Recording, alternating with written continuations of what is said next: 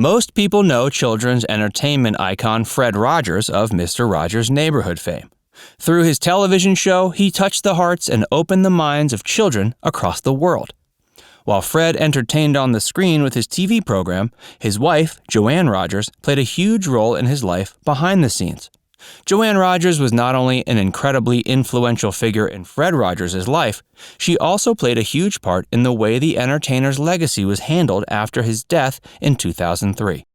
This includes the biographical portrayal of her husband by Tom Hanks in the recent film A Beautiful Day in the Neighborhood.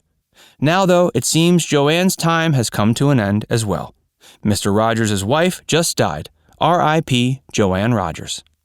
Joanne Rogers was born Sarah Joanne Bird. She was born in 1928 in Jacksonville, Florida. She was a touring musician and an advocate for the arts who was most widely known as being Mr. Rogers' wife. Although given the name Sarah at birth, Joanne always preferred to be called by her middle name. At the age of 5, she began studying classical piano. This led her to begin studying piano at Rollins College. It was here she met her future husband, Fred Rogers. The two got married in 1952 and remained so until the time of Fred's death in 2003. While in college, Joanne also met a friend named Janine. Together, the two of them went on to see a fairly successful career as a touring musical duo. They performed together for 3 decades. While not quite as successful as her husband, Joanne was certainly an accomplished entertainer in her own right. While her contributions to the music scene were notable, it's perhaps her contributions to the life of Fred Rogers that make her most interesting to the public. Fred and Joanne were certainly very close, and Joanne was always an influential figure in her husband's life. After his death, Joanne took a major part in handling his estate and his legacy, and she was helped out by their 2 sons, John and Jim Rogers. After her husband's death, Joanne worked tirelessly to preserve the good name of her husband through Fred Rogers Productions. It was the nonprofit production company that Fred had set up to produce his show. Under Joanne's care, it continued to produce healthy and thought-provoking media for children in the tradition of her husband's beloved program. Joanne also went on to help develop the Fred Rogers Center for Early Learning and Children's Media.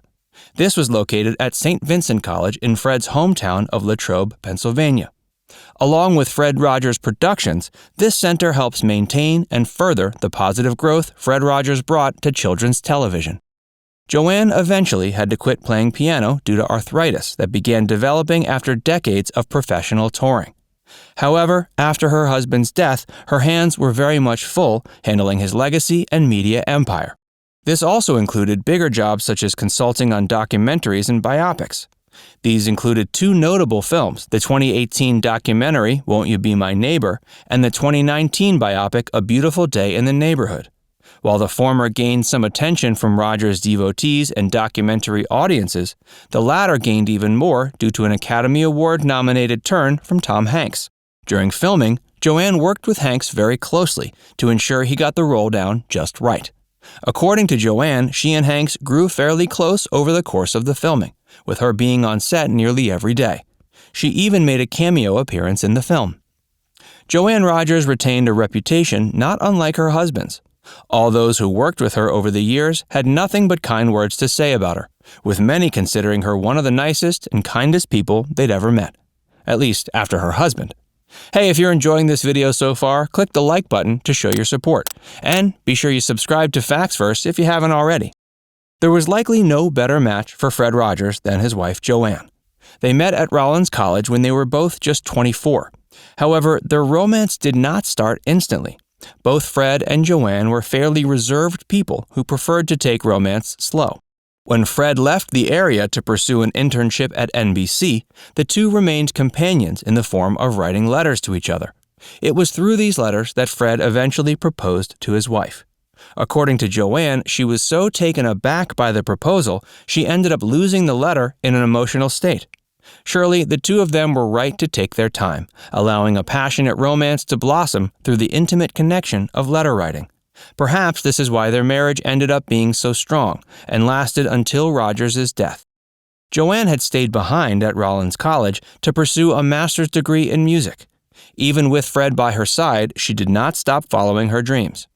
This degree eventually allowed her to find success as a touring musician, alongside her Rollins College friend, Janine. Joanne's philosophy in preserving the brand of her husband was to maintain the work he had done to further the advancements of children's programming. Fred had a passion for helping children learn and grow, and it was a passion his wife shared. However, she chose to take a more backseat role, preserving her husband's legacy and ensuring his impact on media remained untarnished. Instead of stepping into her husband's shoes, she chose to allow his legacy to live on the way he would have wanted. When the filmmakers behind the biopic A Beautiful Day in the Neighborhood came to get Joanne's blessing, she was thrilled for the opportunity to take part and give her input to the film. To her, it was going to be a way to help further preserve her husband's legacy, as well as to introduce him to a new audience through the power of star Tom Hanks. And according to her, she was particularly keen to dictate her husband needed to be portrayed as a man with a sense of humor. Joanne lived for a considerable amount after her husband's passing. In that time, she lent a great deal of time to guaranteeing her husband's work wouldn't be forgotten. Now that she's gone, it's time for us to remember her as well. She was a considerable talent in her own right and managed to do quite a bit in her 92 years. On top of preserving the legacy of her husband, she was a successful touring musician for 3 decades. She'll be greatly missed by her 2 sons, who continue to preserve the legacies of both their parents from here on out.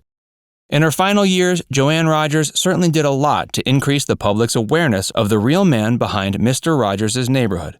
Comment down below to share what you thought of Tom Hanks' portrayal of Fred in A Beautiful Day in the Neighborhood, and whether or not you think Joanne did a good job coaching him. And hit the like button if you enjoyed this video, and subscribe to FactsVerse if you haven't already. Click the bell icon to stay updated on all our latest content.